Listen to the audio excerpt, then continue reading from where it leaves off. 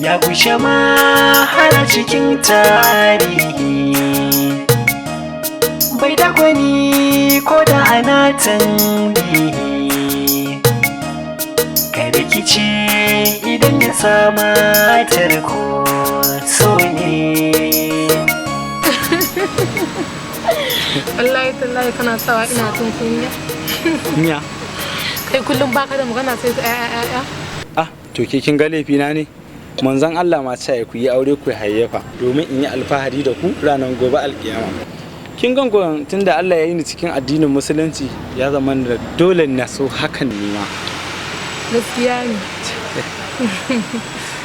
To Allah ubangiji ya ba mu zuri'a na gari. Amin amin. Kin san wani abu kuwa? Wallahi na kosa ne da naga an sa mana ranar aure. Gaskiya ne. Ni ma a bangare na haka ne. To amma ka san komai lokaci ne kuma komai nufi ne na ubangiji. Gaskiya ne. Kin san menene? Irin wannan manganin naki suke sawa na ji kamar na fi kowa sa'a. Gaskiya duk mutumin da ya same ki a duniya ya gama dacewa da komai sai dai ya nemi lafiyar kawai. Dole ka ce haka mana. Kai kullum baka da aiki sai na fasa min kai. Ah, to kin ga laifina ne? To in ban yi miki ba zan yi ma. Wayo take na. Me ya faru? Wayo. Wayo. Amira. Wayo.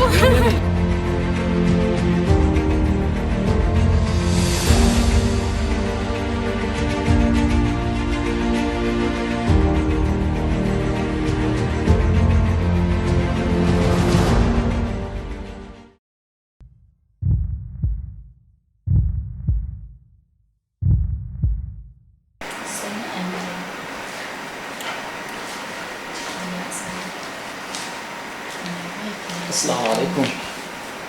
Assalamu alaikum. Ya mai jiki? Mai jiki da sauki likita. Allah ƙara sauki. Likita ne yake damu ne da Allah. Wannan result da muka samu sakamakon da muka samu na Amira. Likita menene matsalar? Matsalar ita ce Amira dai wadda ta ɗaya ta samu matsala. An ba gaggawa sa mata wata ba yanzu haka ɗayar ma za ta iya kamuwa. Likita me Dan matsalar? Allah dan annabi likita kai wani abu man kan mu rasa Amira a wannan lokacin. Allah hajiya ki daina kuka ki hakuri. Yanzu likita me mafita? Mafita ƙwayar ɗaya ce. Za ku shiga da za ku yi. Ku nemo wata ita za a zo a san yadda za a yi ko ƙwara ɗaya ce a zo a dasa mata. Amma ba haka ba a daidai wani lokacin za ta irisa rayuwarta. Allah ki hakuri. Yanzu Alhaji a wannan rayuwar waye zai sadaukar da rayuwar shi ya ba Amira koda. Ni ne. Ba kuma koda kadai ba. Koda zuciyata ce zan iya cirewa na ba Amira domin ta rayu ni na mutu.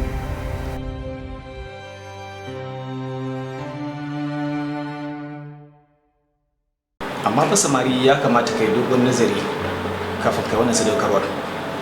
Dakta, A kowace irin matsala za ta tankari Amira, a shirye nake zan tankare ta. Masoyi na gaskiya baya buƙatar zurfafa tunani wurin samarwa da masoyinsa abin da yake buƙata.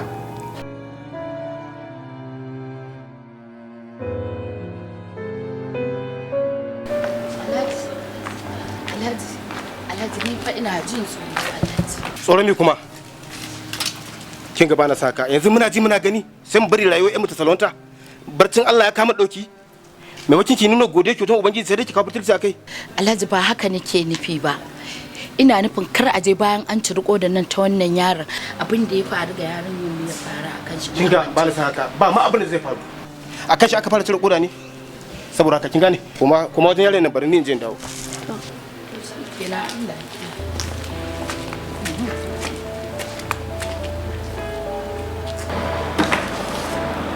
'yan samari kada ka ɗauka cewa ba da koda tamkar ba da jini yake ba haka yake ba. Dakta, ya kamata ka hanzarta a yi wa Amira aikin nan domin Allah ne kaɗai ya san irin halin da take ciki a daidai wannan lokacin. 'yan samari kenan zan so ka fahimci yadda abin yake kafin ka aiwatar da haka. Ba na buƙatar fahimtar komai saɓanin silar warkewar Amira ta dawo ta ci gaba da rayuwa kamar kowa. To wai ma menene dalilin ka na kafewa har idanuwanka suke rufewa? ya sa ka kasa ganewa? So ne. So ne? Ƙarya ke likita.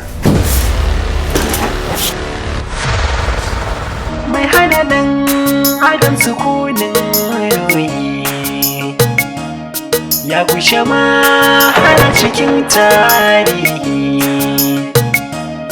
bai da gwani ko da ana tambihi ka rikici idan ya sama tarko so ne